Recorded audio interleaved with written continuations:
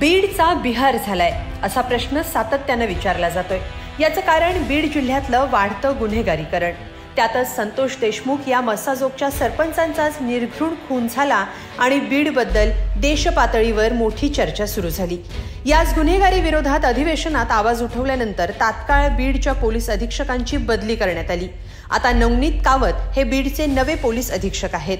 संतोष देशमुख हत्या प्रकरणानं राज्यभर संताप व्यक्त होताना बीडच्या गुन्हेगारीला आळा घालण्याची जबाबदारी नवनीत कावत यांना देण्यात आली आहे। पण नवनीत कावत कोण आहेत, त्यांचा पूर्व इतिहास काय आहे, जाणून घेऊया या व्हिडिओतून। गोपीनाथ मुंडेंचा जिल्हा म्हणून खरं तर बीडची ओळख, पण गेल्या काही वर्षात इथं गुन्हेगारी फोफावल्याचं दिसतंय। खंडणी, पीक विमा घोटाळा, गावगुंडांची दहशत अशा पॅटर्नमुळे बीड जिल्हा राज्यातच नाही तर देशाच्या केंद्रस्थानी चर्चेत आला। पवनचक्कीवरून झालेल्या वादानंतर संतोष देशमुख यांची आरोपींनी निर्घृण हत्या केली। मुख्य आरोपी फरार असल्यानं पोलिसांच्या तपासावर अनेक प्रश्न उभे राहिलेत। आरोपींना पोलीसच अभय देत असल्याचा आरोप करण्यात आला। महायुतीचं सरकार सत्तेत येताच पहिल्याच अधिवेशनात संदीप क्षीरसागर, सुरेश धस या नेत्यांनी जोरदार हल्लाबोल केला। संतोष देशमुख हत्या प्रकरणानं बीडची कायदा सुव्यवस्था ऐरणीवर आली।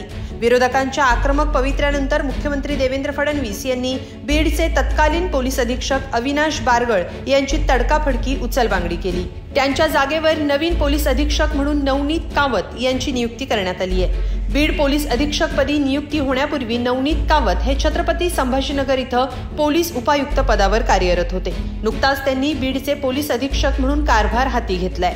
नवनीत कावत हे 2017च्या बॅचचे IPS अधिकारी आहेत। कावत हे मूळचे राजस्थान इथले आहेत। त्यांचे वडील हे रेल्वेत अधिकारी होते तर आई शिक्षिका होती।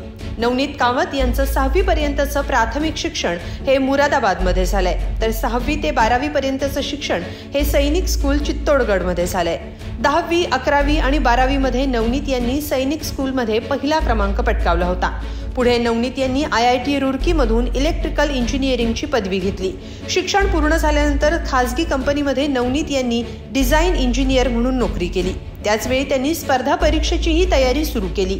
दिल्ली इथं अभ्यास करून नवनीत यांनी 2017 मध्ये केंद्रीय लोकसेवा आयोगाची परीक्षा दिली आणि ते उत्तीर्ण झाले। नवनीत कावत यांनी यापूर्वी लोणावळा इथं DYSP, धाराशिव इथं अप्पर पोलीस अधीक्षक आणि छत्रपती संभाजीनगर इथं पोलीस उपायुक्त म्हणून काम केलंय। सध्या नवनीत कावत यांच्यावर बीड जिल्ह्याच्या पोलीस अधीक्षक पदाची जबाबदारी देण्यात आली आहे। पोलीस अधीक्षक म्हणून हा त्यांचा पहिलाच पदभार आहे।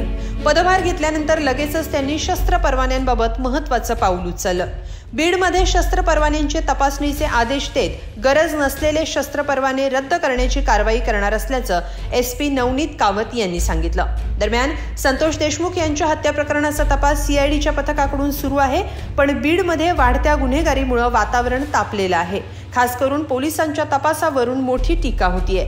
अशा तापलेल्या वातावरणात नवनीत कावत यांनी बीडची जबाबदारी घेतली आहे। आता हे शिवधनुष्य ते कसं पेलतात, गुन्हेगारीला आळा घालण्यात यशस्वी ठरतात का, हे पाहणं महत्त्वाचं असेल। तुम्हाला काय वाटतं, कमेंटमध्ये नक्की लिहा आणि lokmat.com ला सबस्क्राईब करा। धन्यवाद।